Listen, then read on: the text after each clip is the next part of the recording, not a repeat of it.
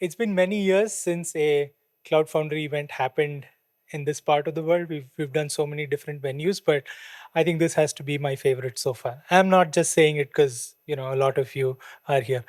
Um, to kick things off, we have Purnima. Purnima, I'd like to welcome you on stage. Please join me with a round of applause just to welcome Purnima.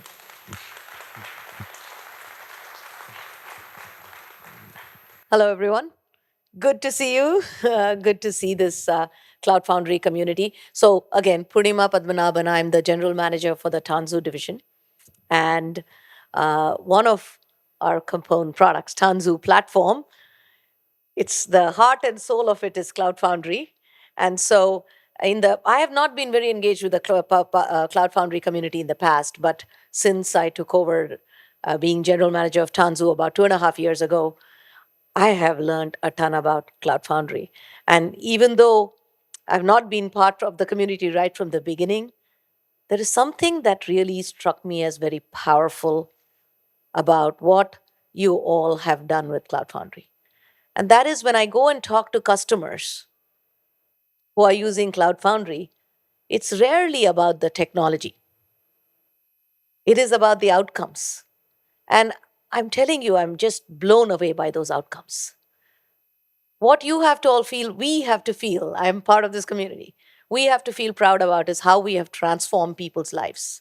When you talk out to a healthcare organization that is using Cloud Foundry, they are running mission critical health systems that watch patients' data.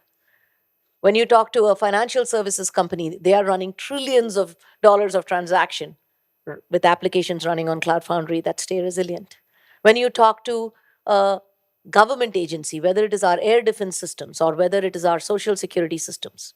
And so, what I'm really touched by is the power of transformation that Cloud Foundry brings to enterprises.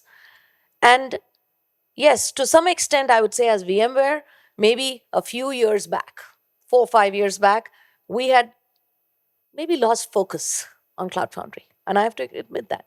But what I'm here to say is that we are back. We are really investing in the community. And I'll tell you something. PaaS has never been more relevant in the industry. I think we all, from a Cloud Foundry perspective, have to bring our swagger back. We got distracted by a lot of low level conversations around Kubernetes, and that's not bad. But we have to get our swagger back on the value that PaaS truly delivers. And that's what I see. It's a back to the future. And with AI ML and with new types of applications coming, people don't care how the rest of the stack happens. The rest of the stack magic should happen, and they should be driving business value. And that is why I see a huge resurgence in PaaS. And with that, what I'm also sharing is a commitment of Tanzu as a business unit and Broadcom in not only Cloud Foundry, but also taking Cloud Foundry as an enterprise capability to customers. And that is what I would leave you with. So I'm looking forward for a very productive conversation today. Hopefully, we drive a lot of innovation. Hopefully, we drive a lot of noise around this so that people can come back to the foundation. And so, with that, Coté.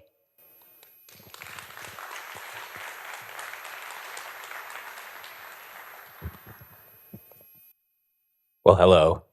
I see a lot of people I've seen over the years, which is nice. Good to see everyone. I was told multiple times that if you look across the yard there, you can see the office where Cloud Foundry was first conceived of, which is thrilling. I don't think anyone had a chair thrown at them there. Probably a much more level-headed, nice place to have done stuff. Well, I want to kind of I don't know, underline a few of the things that Purnima said, and kind of with my background as an industry analyst, I can't help but give some industry perspective or whatever. And I think I'm I would say I'm excited about the next year or so for Cloud Foundry. I've been I don't know, I guess part of this community for a while in the way that I do things, and I've seen all sorts of ups and downs of things and stuff like that. And first of all, if you whether you've made the trouble to come here or to watch the recording of the live stream, I mean, you're definitely part of the core community. and you've been here a long time. Some people have come and gone, but you should give yourself, you don't have to do it now, but a metaphoric pat on the back. Or if you have any gold stars that you have, give yourself a few of those. But it's really like thanks to the people in the community here that we're here today and have kept going. And it's good to acknowledge that to yourselves, if anything. And I think, as Purnima said, my perspective, I don't know. I think there's a lot of bedazzlement of other alternative platforms and things. But when I've talked with people, it's led to a lot of befuddlement at the moment. Building up the need for a platform, building up all the things like Kubernetes and things like that, and then discovering like, hey, I need a platform. Even though you might have had one available to you. And I think that what's interesting there is, I think there's like three kind of opportunities at an industry level that are really favoring us as a community at the moment. And one of them is, it's all ends up being this need for a platform, having something that makes it easy for developers to just do their job, as has been the goal of Cloud Foundry all along, to deploy things. And I think there's this desire for various reasons of having more control over your platform, whether you want to think of that as as IDC calls it, a dedicated environment, but having control over the platform on top of the infrastructure that you have. I always make fun of that because they're very particular about the wording that you use. I don't know if you've ever gotten permission from analysts to do things, but very strict. Can't say on premises, private cloud, managed environment. They're like, no, dedicated environment. So now I've made fun of them and I feel better.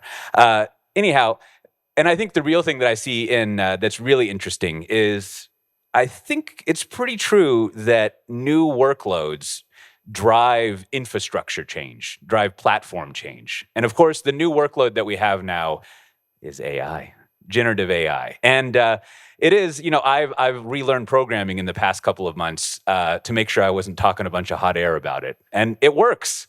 It actually is pretty awesome to program. And I think we're probably all seeing this, but like I was saying, as new applications come along, you end up needing a new platform to run them on. That's when infrastructure change comes.